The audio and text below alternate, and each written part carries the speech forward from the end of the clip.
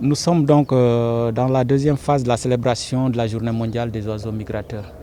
Célébrée le en premier lieu au mois de mai, le second week-end du mois de mai et le deuxième week-end du mois d'octobre.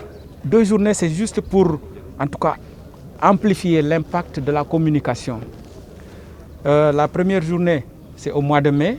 Ça coïncide avec le retour de certaines espèces qui ont séjourné dans l'hémisphère sud vers l'hémisphère nord pour la reproduction. Et la seconde journée coïncide avec le retour de ces espèces qui étaient parties vers le nord se reproduire, le retour vers l'hémisphère sud. Au Sénégal, en tout cas, nous recevons une partie, les premiers arrivants, à partir de la fin du mois de septembre-octobre. Et on profite donc de ces situations pour, en tout cas, élever le niveau de conscience de la communauté internationale sur la situation de ces oiseaux. Cette célébration a comme objectif de sensibiliser les communautés sur les importants défis auxquels sont confrontés les oiseaux migrateurs. Au Sénégal, nous avons plus de 200 espèces qui sont concernées et ces oiseaux, tels que leur nom l'indique, font des mouvements de va-et-vient entre les pays du nord, les pays du sud, et ces mouvements sont cycliques et saisonniers. Ils utilisent différentes zones humides pour se reproduire, pour s'alimenter, pour se reposer. Et ces zones humides sont situées dans différents territoires, dans différents pays. Ce qui veut dire que les pressions qu'on note ça et là s'accroissent puisque les dispositions qui sont prises en matière de conservation diffèrent en fonction des zones. Et c'est justement dans ce cadre que la Convention internationale sur les espèces migratrices CMS a lancé en 2006 cette journée pour mieux sensibiliser, informer les populations sur la nécessité de conserver ces oiseaux. Il y a également l'accord international pour la conservation des oiseaux d'eau migrateurs que l'on appelle communément AIWA, qui regroupe plus de 110 pays allant du Canada à l'Afrique du Sud en passant par l'Asie centrale. Cette convention a un plan d'action qui s'intéresse aux différentes espèces, qui s'intéresse aux habitats, aux activités humaines, aux stratégies à mettre en œuvre en vue de suivre ces espèces, de voir les contraintes auxquelles elles sont confrontées et de définir des orientations en vue d'une meilleure conservation. Et en résumé, dire que la situation globale des oiseaux migrateurs constitue une problématique majeure parce que la plupart de ces espèces sont menacées du fait de la dégradation des habitats.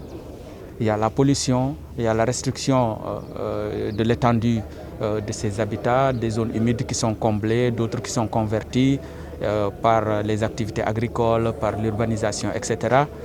Il y a les prélèvements liés à la chasse, le braconnage, mais il y a les effets de la pollution. De plus, l'impact des changements climatiques de manière générale.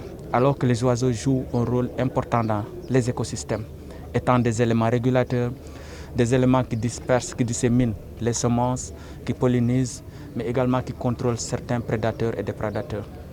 Ils constituent des sources de protéines pour certaines populations, mais également des sources de revenus à travers le développement du tourisme. Sans compter maintenant les aspects éducatifs, les aspects de recherche scientifique qui sont développés autour de ces espèces. C'est pourquoi aujourd'hui donc nous tenons à célébrer cette journée pour informer, communiquer, sensibiliser, amener tous les acteurs à se joindre à ces efforts mondiaux pour qu'on puisse s'occuper davantage de ces espèces. Nous voulons intensifier le niveau de conservation, rendre opérationnel le site et également avoir le soutien de la communauté internationale. Parce que quand vous avez un site Ramsar, il y a des critères qui sont définis. Il y a une dizaine de critères que vous devez observer, allant des espèces d'oiseaux, des espèces de tout ce qui vit dans l'eau, des activités humaines, les aspects éducatifs, les activités de développement. Vous devez prendre le tout dans un ensemble. Et il y a des obligations comme il y a des avantages. Tout pays signataire de la Convention a le devoir de bien gérer toutes ces zones humides, qu'elles soient inscrites ou non sur la liste des zones humides d'importance internationale. Parce que c'est un cadre dans lequel plusieurs activités convergent et s'il y a dégradation, comme je l'ai dit tantôt, ça se répercute sur le niveau de vie des populations.